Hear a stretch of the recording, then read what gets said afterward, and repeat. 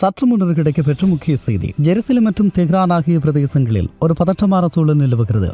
இன்று காலை ஜெருசலேம் நகரில் அபாய சங்குகள் முழங்கின. ஈரான் மேற்கொண்டு வரும் பழிவாங்கும் ஏவுகணை தாக்குதல்களால் இஸ்ரேலிய மக்கள் பாதுகாப்பு இடங்களை தேடிச் செல்கிறார்கள். இதற்கிடையில் ஈரானிய கடற்படையின் முக்கிய தளபதி கொல்லப்பட்டதாக வெளியாக இருக்கும் செய்தி இந்த பிராந்தியத்தில் மிக பெரும் பரபரப்பு ஏற்படுத்தியுள்ளது. ஈரானின் இஸ்லாமிய புரட்சிகர காவல் படையின் கடற்படை தளபதி அலிரேசா டங்சேரி ஈரானின் பண்டார் அப்பாஸ் நகரில் இரவு நேரத்தில் நடத்தப்பட்ட வான்வழி தாக்குதலில் இலக்கு வைக்கப்பட்டார். ஹார்முஸ் ஜலசந்தியை மூடுவதற்கு நேரடியாக கட்டளையிட்டவர் இவரே என்று மூத்த இஸ்ரேலிய அதிகாரிகள் தெரிவிக்கிறார்கள். இந்த நிலையில் அமெரிக்க மற்றும் இஸ்ரேலிய உளவுத்துறையின் கூட்டு நடவடிக்கையாக இது பார்க்கப்படுகிறது. ஒரு ரகசிய கடற்படை கட்டளை மையத்தின் டங்கேரி தனது உளவு மற்றும் செயற்பாட்டு தலைவர்களுடன் இருந்தபோது இந்த தாக்குதல் நடத்தப்பட்டது. சேத மதிப்பீடுகள் இன்னும் தொடர்ந்து வரும் நிலையில் அவர் இந்த தாக்குதலில் கொல்லப்பட்டதாக உறுதிப்படுத்தப்படாத தகவல்கள் தெரிவிக்கின்றன. இருந்தபோதிலும் இஸ்ரேலிய தரப்பு இதை உறுதிப்படுத்தியிருப்பதான தகவல்கள் கிடைக்கிறது.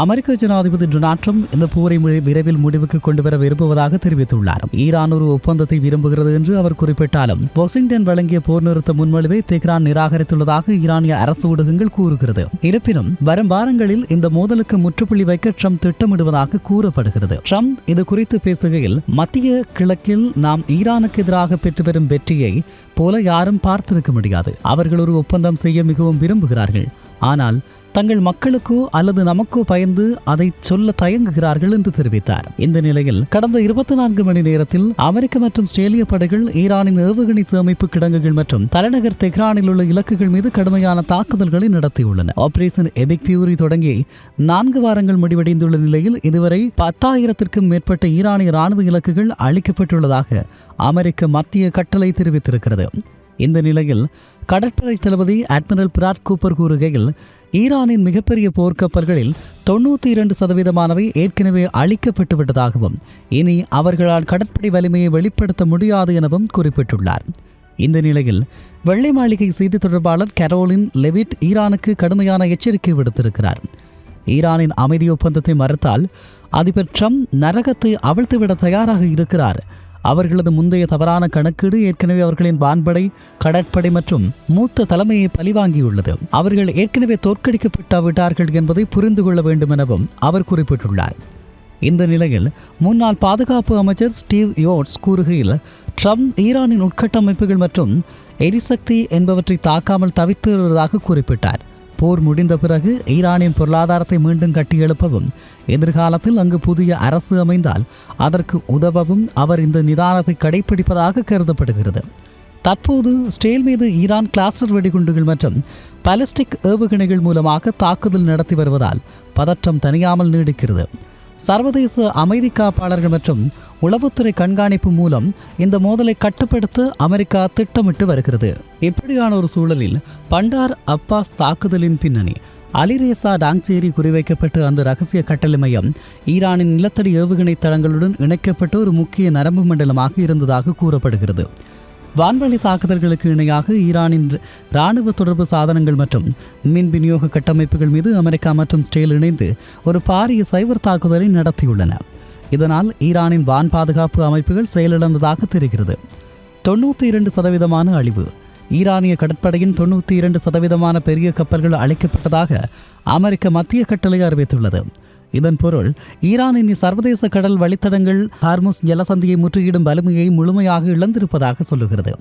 இந்த நிலையில் ட்ரம்பினுடைய அல்டிமேட் டீல், அமெரிக்க ஜனாதிபதி ட்ரம்ப் ஈரானுக்கு வழங்கியுள்ள ஒப்பந்தம் வெறும் போர் நிறுத்தம் மட்டுமல்ல, ஈரானின் அணுசக்தி திட்டங்களை முழுமையாக கைவிடுதல் மற்றும் பிராந்தியத்தில் உள்ள அதன் ஆயுத குழுக்களுக்கு நிதியுதவி அளிப்பதை நிறுத்துதல் போன்ற நிபந்தனைகளை உள்ளடக்கியது. ஈரானின் உள்நாட்டு நெருக்கடி. ஈரானிய அரசு ஊடகங்கள் பேச்சுவார்த்தையை நிராகரிப்பதாக கூறினாலும் ஈரானின் பொருளாதார நிலை மற்றும் இராணுவ தலைமையின் இழப்பால் அந்த நாட்டிற்குள் கடும் அதிருப்தி நிலவுவதாக உளவு தகவல்கள் தெரிவிக்கிறது. இப்படியான ஒரு சூழலில் போர் முடிந்த பிறகு ஈரானின் ஏவுகணை தளங்களை கண்காணிக்க ஐரோப்பிய நாடுகள் மற்றும் அரபு நாடுகள் பிரதிநிதிகளை கொண்டு ஒரு சர்வதேச கண்காணிப்பு குழுவை அமைக்க அமெரிக்கா ஆலோசித்து வருகிறது.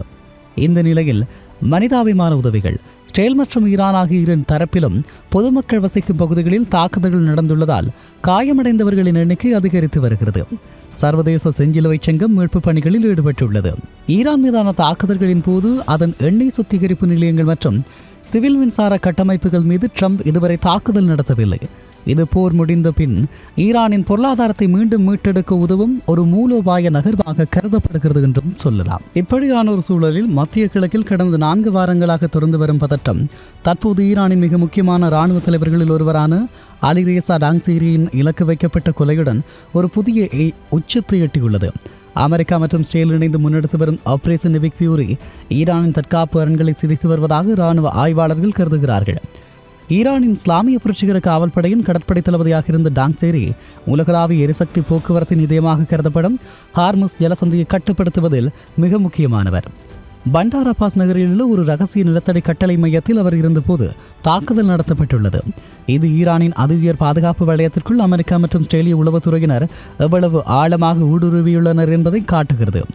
அவரது மரணம் ஈரானின் கடற்படை திட்டமிடல் மற்றும் செயற்பாட்டு திறனில் ஒரு பெரும் வெற்றிடத்தை ஏற்படுத்தியுள்ளது. இது ஒரு புறம் இருக்க, மறுபுறம் ஈரான் தனது எஞ்சியிருக்கும் ஏவுகணைகளை இஸ்ரேல் மீது ஏவி வருகிறது.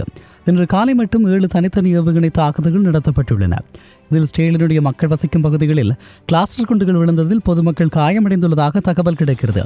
இஸ்ரேலிய படைகள் இந்த ஏவுகணை ஏவும் தளங்களை வேட்டையாடி வருவதாக சொல்லப்படுகிறது. மத்திய கிழக்கில் நிலவும் இந்த சூழல் ஒரு பெரும் மாற்றத்தை நோக்கி செல்கிறது. ஈரானின் இராணுவ வலிமை முன்னெப்போதும் இல்லாத வகையில் பலவீனமடைந்துள்ளது.